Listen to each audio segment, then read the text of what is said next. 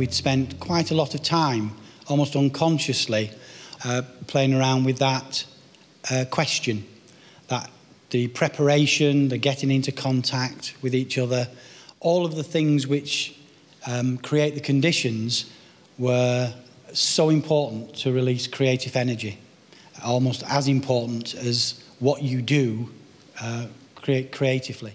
One of the things I've been wondering about is there a way of creating sufficient contact so that you can understand what might sit underneath the kind of ego play of an individual?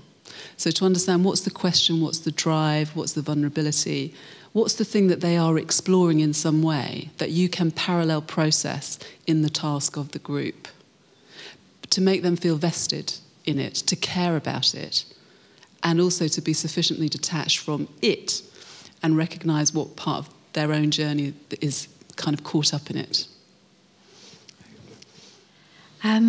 For me, the safe container is an important concept. I think we require to have some degree of safety in order to be able to have the tension and the challenge that is necessary to follow.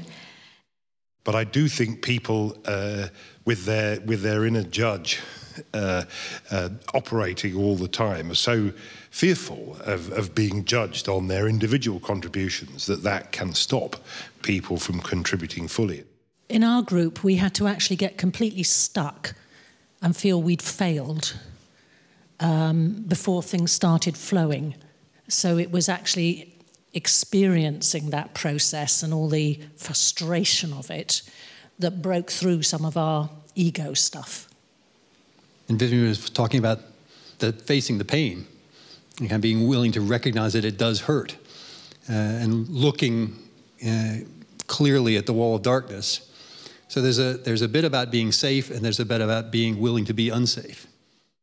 There was a story about a monk that came up in our group that changed the whole dynamic of the group, and there were certain words that were used about discipline and mastery, which I know some people found really uncomfortable. Through discipline and practice and play, that you create a channel through which creativity can emerge.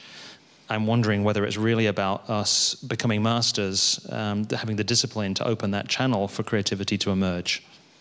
How do we put all of us together into a container without knowing what everybody thinks a container is?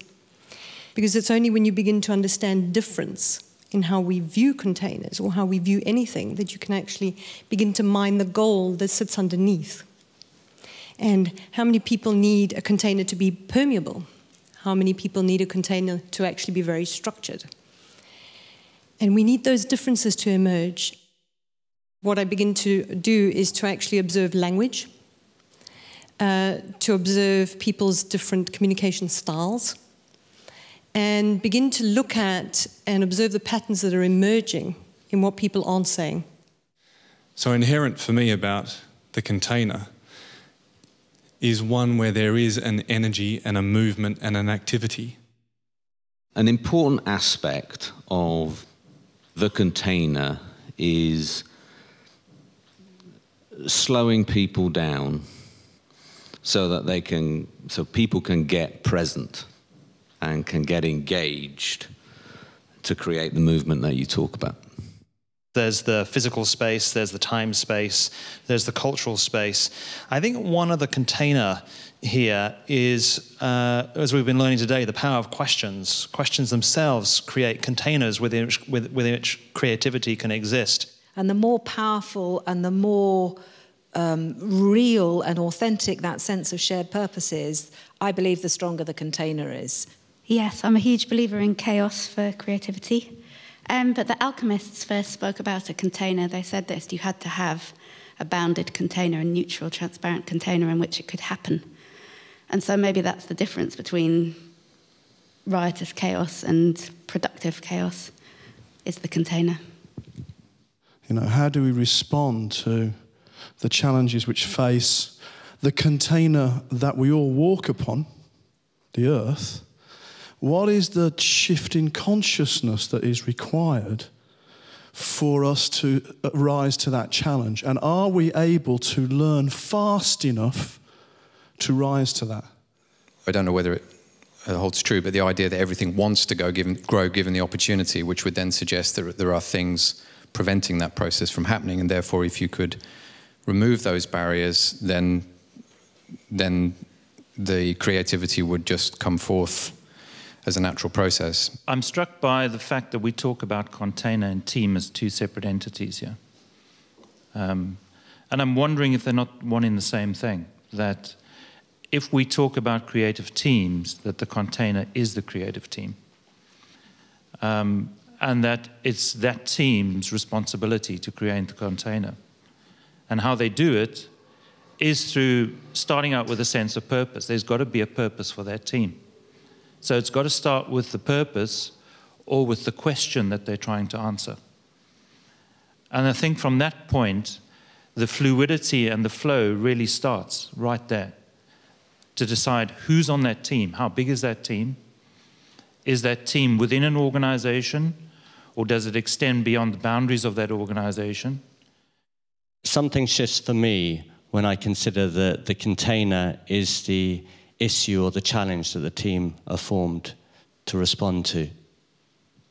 It puts the team in a more creative place for that relationship.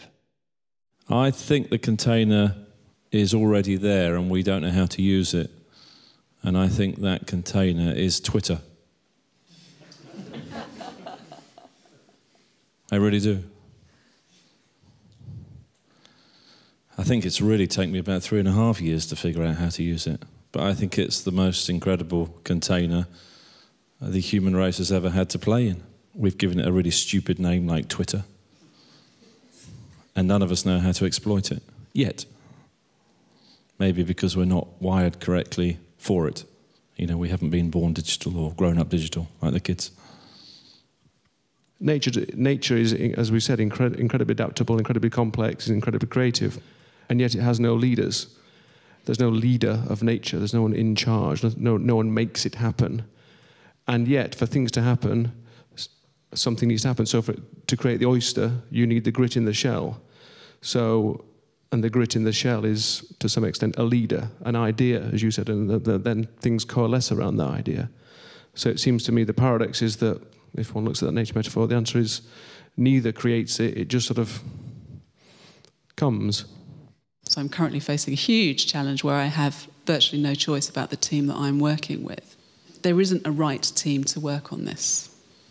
That they're somehow expressing qualities of the system and the predicament, the arrangement that we find ourselves in. So to me, the idea is passion. What creates the container? Passion. The leader has to instill passion. And whether you're selling juicers in your company, business, team, or I'm selling fitness, health, I've got to create passion in that individual where the individual thinks what they're saying and what they're thinking is what they're acting on, and all those things are united. I think that what will increase the chance of success is we need to improve our ability to think in a more sophisticated way and in a more integrated way. Not in your head, one that is relational, but has the versatility to move between your head, your heart, your hands, and be versatile. And I think if you could add that to the process of creating the container, you will accelerate the quality of the process of dialogue, creativity, and then, of course, the quality of the outcome.